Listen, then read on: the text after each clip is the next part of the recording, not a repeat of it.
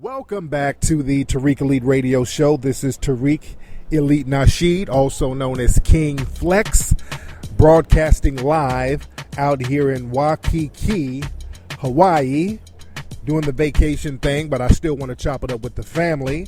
And like I said earlier, today is going to be a quick show. I just want to touch on some things with the family. And don't forget, get the tickets to join me on the Code of Conduct Tour. I'm going to be in Philadelphia, Atlanta, and Detroit in a couple of weeks, so you guys don't want to miss that. Get your discount advance tickets at TariqLive.com, family. So, anyway, excuse some of the background music. I'm literally across the street from the beach right now. I'm chilling. I'm in a tank top. I got my ugly ass Croc shoes on that I was rocking on Instagram. F the haters. You feel me? So I'm lounging heavy. But anyway, I digress. Now, I'm not going to take no calls on today's show because I want to get to the point, family. Now, a lot of people are talking about the situation that's going on down in McKinney, Texas right now. That's the hot topic. And what I want to do, I want to talk about something that I talked about on the show, on my old show, the Mac Lessons Radio Show, which you can hear at MacLessonsRadio.com. And you can also check out those old pay-per-view specials at MacLessons.com for those who have not listened to the old archive shows on the old site. But almost 10 years ago, in 2006, I did a show called Sundown Towns. I did a whole show dedicated to a book that had just come out called Sundown Towns by a guy named James Lowen. A very deep book. And, excuse me, I've been warning people about these sundown towns for almost 10 years. This is verifiable. And I'm not saying this to get a pat on the back, but sometimes with the game, with the ism, you got to kind of wait on people to catch up. And I've warned people about sundown towns almost 10 years ago. So today's topic is Sundown Towns Part 2. This is an update of the show I did almost 10 years ago on Mac Lessons Radio. This is an update of that show because now we're seeing the ramifications of sundown towns. I'm talking, I think a damn bug flew in my mouth. Hold on. God damn. Sorry about that. I'm out here by the beach and there's gnats and shit. Hold on one second. I'm talking and a big ass juicy bug got in my mouth. I thought it was some damn papaya I had earlier. My bad, family. But like I said, I want to talk about Sundown Towns Part 2 because we need a refresher course on what the deal is. Now, for those who don't know what a sundown town is, historically, sundown towns were towns and cities all around America that had these restriction policies against black people being there after dark. Many of these cities around the country would put up signs, and this was before the 1960s, where they would be very blatant and open about not having black people in these cities and towns after 6 o'clock. They would have signs saying, hey, nigga, don't let the sun set down on you in such and such city. And many of these cities were not just in the South, but many of them were in northern cities. As a matter of fact, most of these sundown towns were in northern cities around the country and in western cities around the country, in towns. Like Glendale, California is a sundown town, or was a sundown town, but it still has those sundown policies, and they're all over the place. A lot of these places have that sundown policy. That's why black people have always had this thing about, old school black folks have this thing about being home before the street light came on. And the reason why, because the street light came on at around 6 o'clock, and by 6 o'clock, black folks needed to be out of certain parts of town. And this has been, this goes back to the whole Jim Crow thing, but the sundown town rule, that still applies today. It's just been updated. And what they do, the white supremacists in these neighborhoods, after the 1960s, when it became illegal to have up a sign saying, hey, black folks, you can't be in this side of town after dark, As a matter of fact, there was one place in Illinois called Anna, Illinois, that had a bell, and the bell is still there, and the bell would ring at 6 o'clock every day to let the black people know that they had to get up out of town. Some real sick white supremacist bullshit. But that's part of the religion of white supremacy around this country. But after the 1960s, when it became illegal to do that, what the white supremacists would do, they would just have law enforcement do the dirty work for them. And they would have all of these homeowner association rules and bylaws that would restrict black people from coming in and out of these parts of town at night. Now, before the 1960s, if you were caught in some of these towns, the people in the neighborhood, they just lynch you. It would just be straight up and down like that. But after the 1960s, when you couldn't just flat out lynch brothers and sisters, they would have the police do the dirty work. So they would have police come in and harass black people, pull them over, cite them for, a tail light that wasn't on, that was really on, or a broken windshield or a crack in the windshield. Just some old random bullshit reason. They would harass black people for being in certain parts of town. And also what they would do, they created the gated communities as a way to sundown their towns. This is the situation that happened with Trayvon Martin. See, with Trayvon Martin, the whole reason why they got at him and the white supremacists justified Zimmerman killing him is because Trayvon Martin was not supposed to be in that area at night. That's what the white supremacists kept saying. They kept saying, well, he had the right to go home. When people said, what right did Trayvon Martin have? They said he had the right to go home. That's that sundown town mentality. So now let's fast forward to McKinney, Texas. Now, McKinney, Texas, for those who don't know, and by the way, the book Sundown Towns, you can get that. I've been promoting this book for almost 10 years. A white guy wrote this book. So as a white guy, he had access to all of these little places around the country that would tell him what the deal was. See, the thing is, they play these little games with black folks and talk in code when we come around, but they lift the code among each other. Sometimes they'll start talking real among each other. So people like James Lowen broke the code and told on the white supremacists, which is a major code breaker. You're never supposed to tell the trade secrets of the white supremacists. So shout out to James Lowen for being brave. I hope y'all don't hear this kid. Some kid is yelling behind me, some Asian kid. I don't know if he's doing karate. I hope he shuts the fuck up. I don't know how much of this stuff y'all can hear in the background. All right, there's a lot of noise going on. There's music and kids yelling all over the place, but I'm still trying to chop up game. I need to give this motherfucker a graham cracker or something. Damn, I can't hear my damn self talking with this kid yelling in the back. But I digress. But like I was saying, James Lowen, he broke the code of the white supremacists by telling on them. Now, we fast forward to McKinney, Texas. Now, McKinney, Texas, for those who don't know, there was a situation where these kids, black and white teenagers, went to this pool. They had a pool party in this basically predominantly white neighborhood of McKinney, Texas.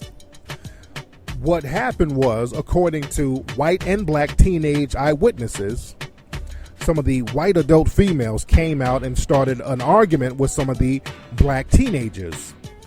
One of the adult white women who was there, who lived in that neighborhood, actually slapped one of the teenage girls, and they got into a physical fight. And you can see part of that fight on YouTube videos where there's actually two women fighting this one girl, and they're trying to pull the girl off, and they're trying to break it up. So these two white women initiated a fight with these black teenagers. So what happened was, somebody in the neighborhood called the police. So the police showed up, and one police in particular named Eric Casebolt arrived on the scene on some TJ Hooker shit, where he's doing barrel rolls with his gun. He's running at top speed. He think he's in an episode of fucking Chips. He's just jumping and running all over the fucking place. Little short douchebag in full white supremacist mode. He's doing all the way the most. Now, some of the other officers were pretty cool. They were, low-key. They were kind of talking to the kids, seeing what was going on. But this Casebolt dude This was his moment to shine in all of his little suspected white supremacist glory. This was his moment. This was the little race soldier pretending to be a cop, using this as an opportunity to go in. So he's running around doing barrel rolls, jumping all over the place, cursing out all the black kids. He's literally knocking white kids out the way to get to black teenagers to make them sit down. He's handcuffing the black teens.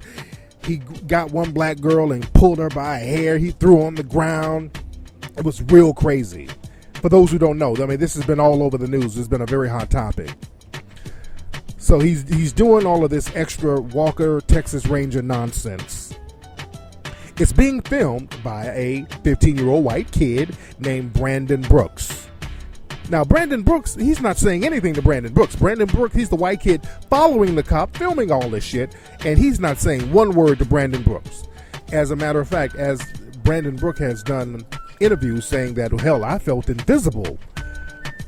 The kid is admitting that, hey, I was filming the whole thing and nobody said anything to me, but all my friends were getting gaffled up and pushed around and knocked to the ground and handcuffed, and yeah, I just felt invisible.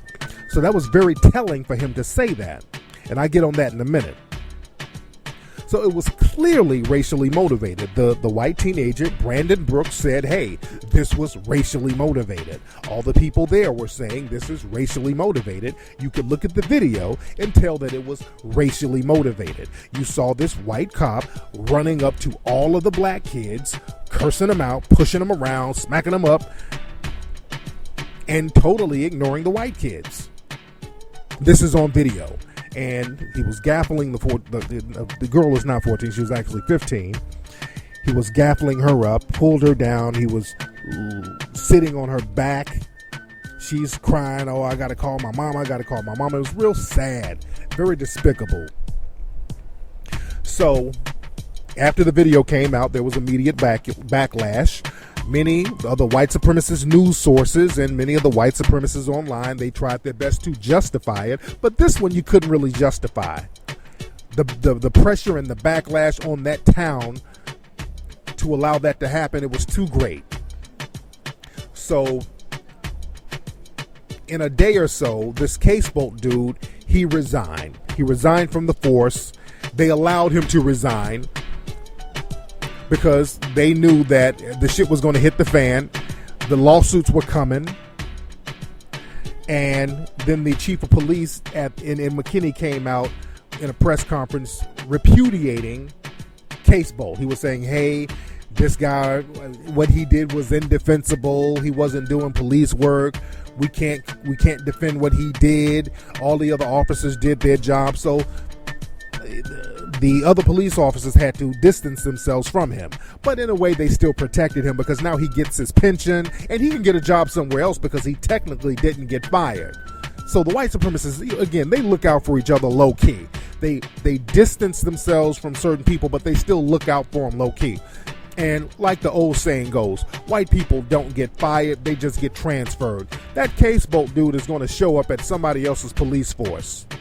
I can almost guarantee it. And he's going to be a millionaire within a month or so because all the other white supremacists around the country, they're going to gather around and try to support this guy financially. They keep trying to put up GoFundMe pages for this guy, but they keep having the GoFundMe pages taken down.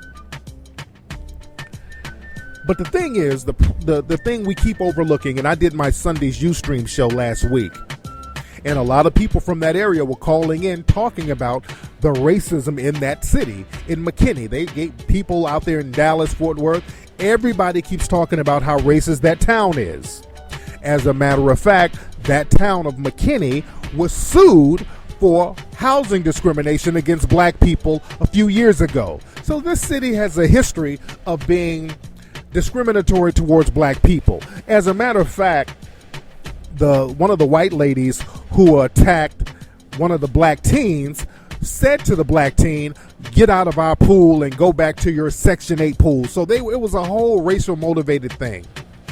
And speaking of that, one of the ladies who said that, she worked at Bank of America, and people have been getting on Bank of America. People have been talking about boycotting Bank of America. Bank of America tried to distance themselves from her by saying, well, she worked for a branch. that's outsourced by Bank of America called Core Logic, some kind of company. But this woman has several pages saying that she works directly for Bank of America. So Bank of America, we're looking at you real funny style right about now. And I got an account with Bank of America, and I'm thinking about taking all of my paper up out of there when I get back to LA. Because the Bank of America, they have a history of doing little white supremacist type bullshit. And we're going to have to start letting these people know you're not going to get our paper if you're going to support white supremacy, Bank of America. And this woman does home loans. So how many black people have been denied home loans because of this woman directly, because of her little white supremacist views? How many black people who tried to get business loans or home loans, you had to go through this damn Nazi and not be able to get your home loan or your business loan, and you had to suffer because this woman is a white supremacist talking about somebody needs to go back to their Section 8 home. See, this is how white supremacy works. See, the white supremacists are not people walking around with sheets and neo-Nazi signs. They're the people sitting up at the home loan organization or the bank loan place or the homeowners association. These are the white supremacists. And that's what we have to understand, how systematic this thing is. And we have to understand that McKinney is nothing more than a sundown town. Nothing more, nothing less. The reason why all this stuff went down is because they're trying to criminalize all the black kids. They're trying to justify. Even after all of the police chief, they've come out against Eric Casebolt. All of the white kids who were there came out against Casebolt, saying it was racially motivated. But you still have the right-wing white supremacists, and not just right-wing. You have left-wing white supremacists too. But all of the white supremacists are trying to still justify the actions of Casebolt. And you can't justify the actions. The problem is the fact that those black kids were there, period. That was the crime in their mind. That's what they don't want to say. They keep trying to blame this whole swimming pool party, talking about, well, the homeowner association only allows 2 passes per person and all of this nonsense. Look, if you were white, you can bring anybody in there you want. Let's just be real. If you are white, you can bring in anybody you want. The fact of the matter is, if there's 6 or more black people, the white supremacists always go on alert. And that's what happened. They all went on alert because if you notice, nobody's talking about those other non-black kids who were there. Nobody's complaining about them. And this is why it was racial, because we saw on video that none of the white kids were targeted by these cops or some of these homeowner association people. There were white kids in the mix. See, that's the thing that they can't wriggle out of. See, what happened was the white kids broke the white supremacist code and told the truth for a change. And that's what we need more of. And I talk to black people about this a lot. We need to get some of these so-called liberal white folks or some of these white friends who want to hang and all that. We need them to be the whistleblowers. We need them to stop talking in code. And I've said this a million times. Start telling us what the white supremacists are saying and start telling on the other white supremacists. Because it has a lot of validity when you do it. I have white people and white sisters and brothers all the time. Hey, Tariq, I want to help. What can I do? I tell them, you need to be a whistleblower. You need to infiltrate the white supremacist circles and blow the whistle on them. That's exactly what you can do. If you can't do that, you're just kind of bullshitting around. I don't need you to go to Africa and pet people with malaria or go down to Haiti and give people some corn on the cob and then leave and all that old stupid shit. That's cosmetic. We need you to do some real sacrificial work if you want to replace the system of white supremacy with a system of justice. But the problem was McKinney is nothing more than a sundown town. It's a sundown town. The black folks were not supposed to be there, period. That's what they don't want to say. They keep almost saying that, but that's what they don't want to go ahead and say. Those black kids shouldn't have been there, period. They're trying their best to criminalize them, but they can't do it. They went to that little pool party. They tried to make up some story how they jumped the fence and confronted some security guard and all this old stuff. They're making up these little cockamamie stories, but these kids just went to a pool party, nothing more, nothing less. They didn't harm anybody. They weren't vandalizing anybody. And they had this crazy little white supremacist race soldier pretending to be a cop running around there trying to gapple up people. And those white supremacists in that neighborhood are still supporting him, saying he did the right thing. Because they support sundown policies in that town. Black folks were not supposed to be there. Some of these towns don't even wait to sundown. They don't want you there, period. If it's 6 or more of you, see, that's the rule. You got to understand the rules of these towns. The rule of a sundown town, they got 3 basic rules about black people being there.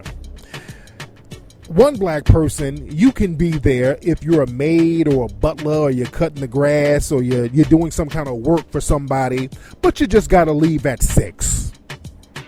Got it? Or if you're a black person there, if it's 5 or 6 or more of you, you shouldn't be there at all, because again, the white supremacists get on alert when they see a number of black people. And number 3, they never, ever, ever, ever want you in their swimming pools. The white supremacists are very funny style about black people being in their swimming pools. They've been like that for a long time. Those swimming pool rules, they will drain a swimming pool if they found out some Negroes swam in it.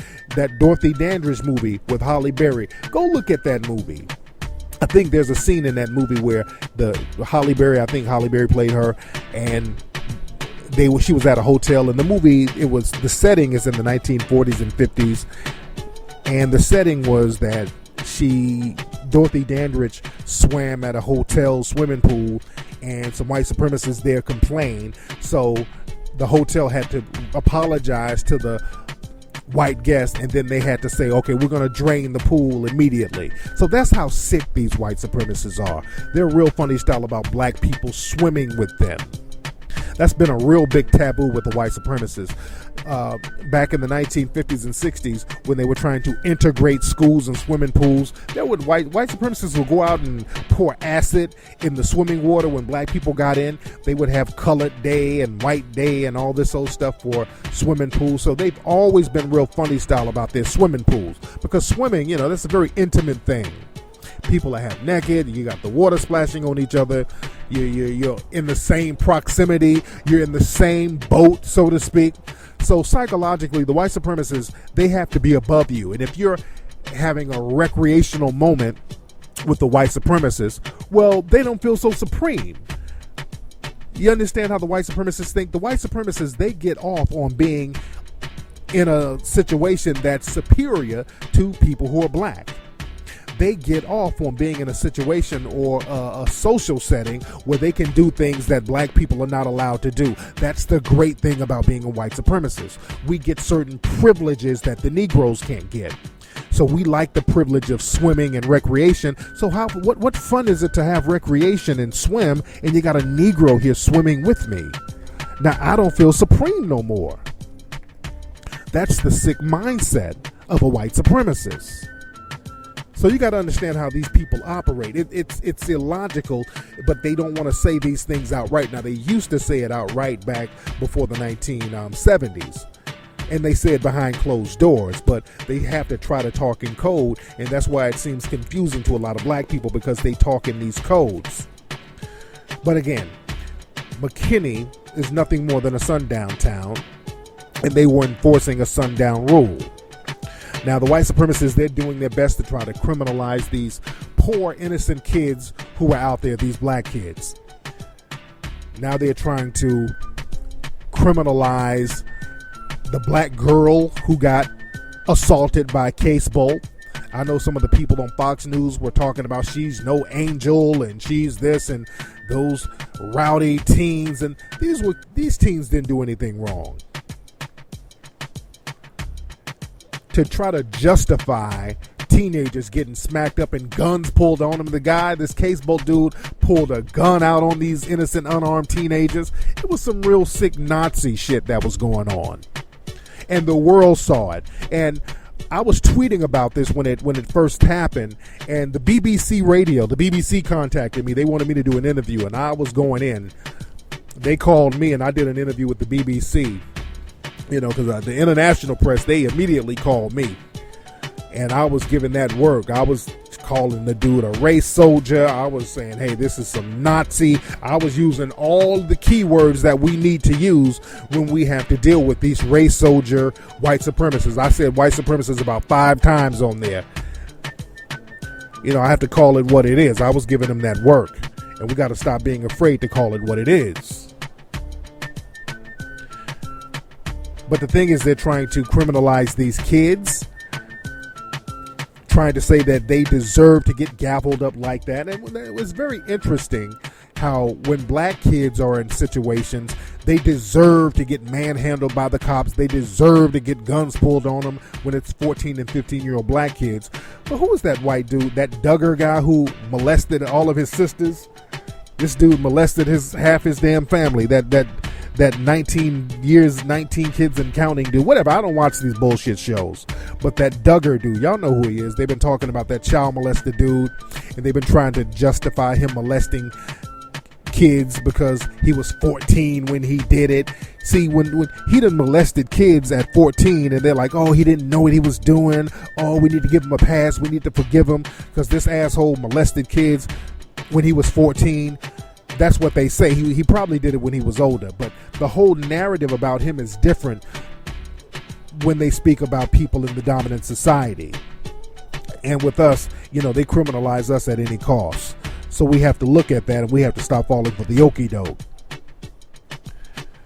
And the thing is, with this cop out here that was running around gaffling people up, see the people on Fox and all these people try to justify it by saying, well, those black kids were not following orders. They were not following directions. I've seen that tape, the video of, okay, I got a siren going past me. But I've seen the video several times. And one thing I noticed, this race soldier, Eric Casebolt, he kept giving conflicting orders. At one moment, he would say, y'all sit down. Then he would say in the next breath, y'all get out of here. Sit down. Get out of here. Shut up. Sit down. Get out of here. So he was all over the place, and the kids were clearly confused. Excuse me, guys. So the kids were confused. This guy was sit down, get out of here, sit down, get out of here. So nobody really knew what to do. They didn't know what to do with this asshole running around, jumping at people and cursing people. They didn't know what to do. And he's pulling the gun out. Nobody know what the fuck to do. He would say, get out of here. Then he pulled the gun. They run. Why'd you run? Then one brother got arrested for running. So again, when it comes to black people, they make the rules up as they go along, and then they blame us for breaking these arbitrary rules that they make up as they go along. That dude, Casebolt, was making up the rules as he went along. That's why he had to resign, because the lawyer can look at that tape and break it down. He don't have a chance in court, and they know it.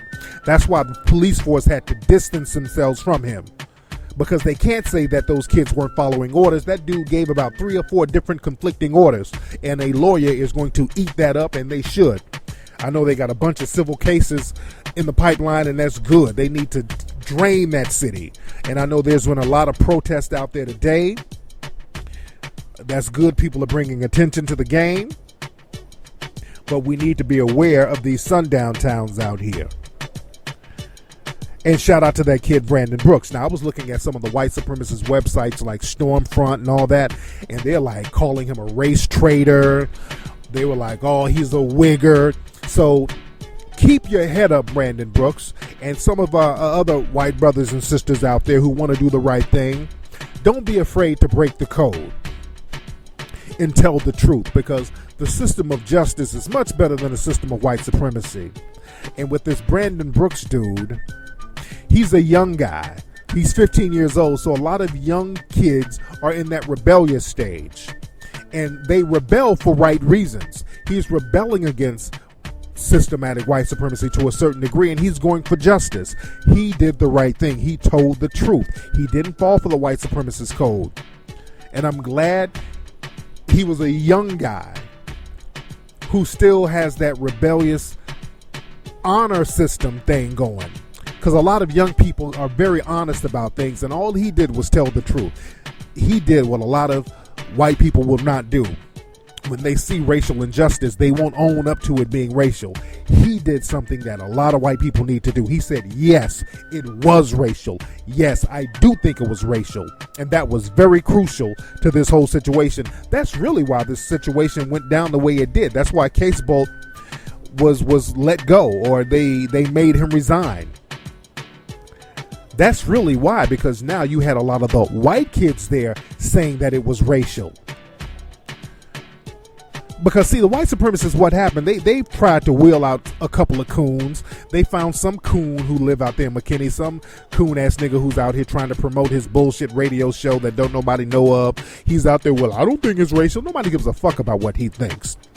That shit fell on flat ears. Nobody fell for that okie doke. They've been wheeling that same nigga around. I'm not going to even say his name. Some unknown slave-looking coon out here talking about, I don't think it was racial. I was out there. And I don't think he was nowhere near the scene. He just probably happened to live somewhere near that area, but he wasn't out there, I don't think. But they've been wheeling him out on Fox News. You know, they get the coon train rolling, and that didn't work this time. Nobody was falling for the coon train this time. And shout out to Roland Martin. Shout out to Roland Martin. Shout out to D.L. Hughley and other people. We've been calling out some of these white feminist organizations for not speaking out against situations like this. Y'all know me. I've been calling out these white feminist organizations for years for keeping silent when black women get abused and beat up by cops. I've been going in on these people for years, and now black people are waking up and they're starting to see the picture, and they're starting to call these people to the fire. And shout out to Roland Martin from TV One. He said, hey, how come some of these white feminist organizations ain't saying nothing about this black girl, a child, getting her ass whooped by this cop? This cop sitting on her back. Where are these white women groups? And reluctantly, now the National Organization of Women, they put out a press release saying, okay, well, the cop was wrong and racism is bad and the cop need to pay. So they reluctantly stood up and put out a press release. Now, they could do more, but they put out a press release to say, hey, we did something. But we made them do that, by the way. So shout out to all the brothers and sisters out there who put the fire under their asses. We need to do more of that. And another thing, out there in McKinney, you notice how all the white vigilantes were allowed to assist the cops?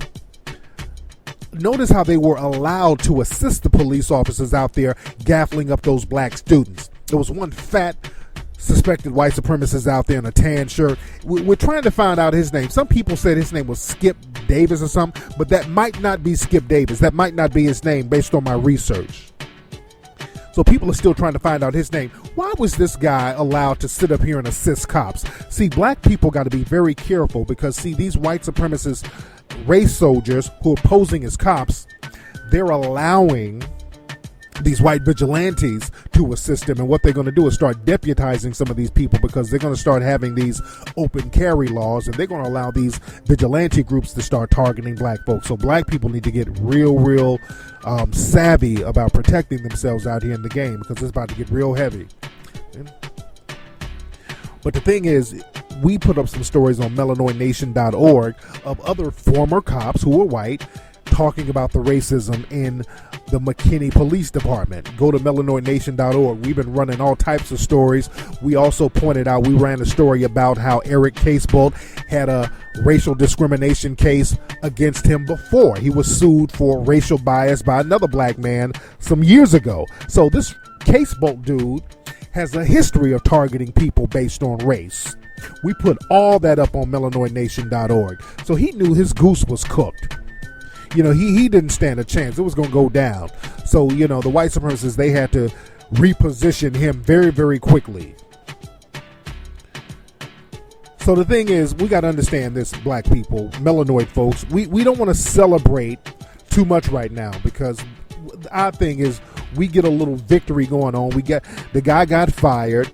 And also there was a teacher down in Miami who's, I guess he's supposed to be Hispanic or whatever, a white Hispanic teacher down in Miami who put on his Facebook that he supported what the officers did to those kids, saying that the kids deserved it, and he supported the actions of Eric Casebolt for gaffling up the kids. And this white Hispanic guy happened to be a principal at a school in Miami that's 85% black. I think it might even be 99% black, but it's a predominantly black school that this white Hispanic is supposed to be the principal of, and he's saying this stuff about how these black kids deserve to get gaffled like that. So they didn't fire him. They reassigned him. Again, with these suspected white supremacists, they never get fired. They only get reassigned and repositioned. They only get transferred. So we need to find out where he's getting transferred and give them that work too. That's the thing. Don't let these little white supremacists play hot potato. And another thing, the lady from the who got in a fight initially with the black girl, the white lady, her name is Tracy something. I can't think of her name right now. But that's the one who worked for Bank of America. Now, from what I understand, she's from where I'm from. She's from Simi Valley, California. Now, for those who don't know about Simi Valley, California, my Los Angeles people know about Simi Valley, California. Simi Valley, California is a little white supremacist rest haven.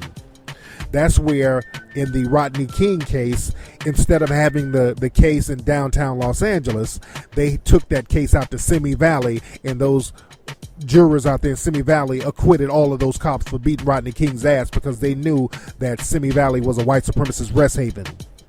And that's where she's from. So that gives you an idea of her mentality. That Sundown mentality. They know, the white supremacists know who the other white supremacists are. So the thing is, we got to understand, let's not celebrate too soon, because the white supremacists, they don't like taking L's. So with this Eric Casebolt situation, the white supremacists took an L on that one. But trust and believe, they're at the drawing board right now, coming up with ways and solutions to make sure that this don't happen again. So they're working overtime behind the scenes right now, trying to tighten up the cracks here so this won't happen. So we got to get on the ball, and we got to not celebrate and not have our little victory laps. We got to tighten up our situation and get that melanoid empowerment going on, family, and start strategizing and continuing to be on that path of melanoid empowerment.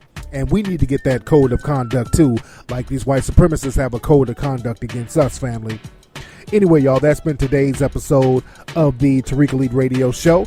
Don't forget, family, get tickets right now to join me live on tour, the Code of Conduct Tour, and that's what I'm going to talk about, some of the Code of Conduct rules that we need to abide by.